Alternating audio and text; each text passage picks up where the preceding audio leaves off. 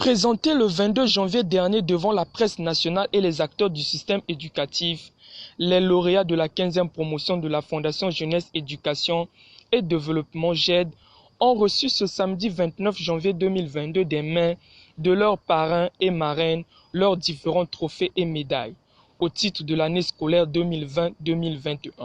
Depuis 2007, la Fondation GED s'évertue à primer les meilleurs élèves du Congo, notamment ceux des classes intermédiaires et d'examen, venus de toutes les écoles du pays. 15 ans après, la présidente de la dite fondation, Mme Esther Ayussou Gayama, s'en réjouit des efforts accomplis depuis toutes ces années et décliner les enjeux futurs de la fondation en cette année 2022. C'est moi, mesdames et messieurs, instruire votre sagacité sur nos activités pendant ces 15 années. L'occasion est belle de procéder à leur revue durant toutes ces années en tant qu'elles fondent aujourd'hui la spécificité du parcours de la Fondation. Elles n'ont pas toujours été rectilignées et, de ce fait, ont fait l'objet d'ajustements dans le but de les rendre plus efficientes. Fort de cela, je puis vous informer qu'entre l'année 2007 et 2022, la Fondation a attribué près de 450 trophées et médailles en guise de récompense des meilleurs élèves de la République. Mais l'ambition de cette fondation ne se limite pas uniquement à la distinction des élèves méritants. Sa raison d'être est au-delà, car son but ultime est de participer à construire la jeunesse congolaise grâce à la mise en œuvre d'instruments dédiés à cette ambition. La conceptualisation de cette participation trouve sa traduction effective dans l'accompagnement de la jeunesse. Accompagner la jeunesse, c'est lui offrir des conditions matérielles et morales opérantes, celles susceptibles de libérer des angoisses du quotidien, frein de toute évolution dans le but de mobiliser toute l'énergie de l'élève à son travail de l'étude.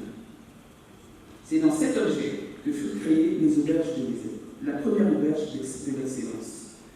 Cet espace d'hébergement avait en effet vocation à notamment répondre à l'exigence de la grande majorité des élèves privés provenant de milieux défavorisés, provenant de l'internat et ne disposant pas de conditions de vie et d'études idéales à Brazzaville où ils étaient venus pour la poursuite de leurs études supérieures.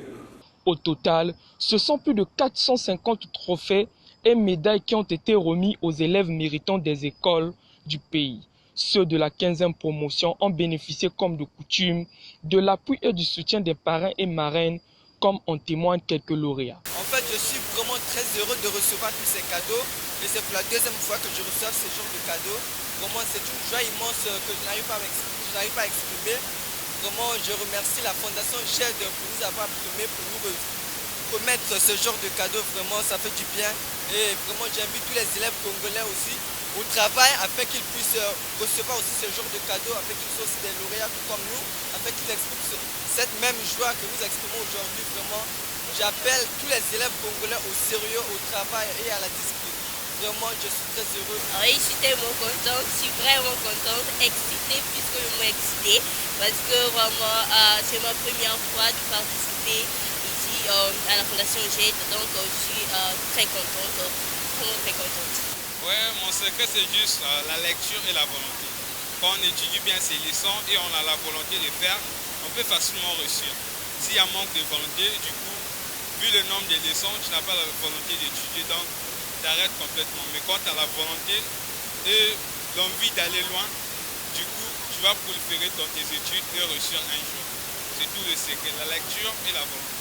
La Fondation Jeunesse Éducation et Développement, qui malgré les difficultés rencontrées depuis 2007, entend pérenniser ses actions en faveur de l'éducation nationale, tout en renforçant les partenariats avec d'autres institutions et organisations, et aussi dans la mobilisation des fonds nécessaires pour l'aboutissement heureux de ses missions et objectifs. Après la présentation de notre bilan, nous nous attachons à dresser des perspectives pour les années à venir. La première est de concentrer ses efforts pour disposer de moyens dont la Fondation a besoin pour décliner sa vocation. Nous allons solliciter le label d'utilité publique qui devrait rendre plus aisée la recherche de fonds nécessaires à l'accomplissement de l'ambition que nous nous sommes conférés. L'autre volet consiste à établir des partenariats sous différentes formes avec les institutions et organisations nationales et internationales. Nous nous réjouissons déjà des perspectives envisagées avec l'UNESCO Congo, Madame Bonassi, Madame la représentante, et sa représentante. Un plaidoyer actuellement à l'étude servira de support de réalisation de cette initiative. Nous espérons, mesdames et messieurs, vous avoir transmis notre optimisme de croire à un avenir plus radieux de la Fondation qui vous invite à lui prêter votre concours qui sera toujours le bienvenu. On rappelle, cette 15e édition est dédiée au président de la République.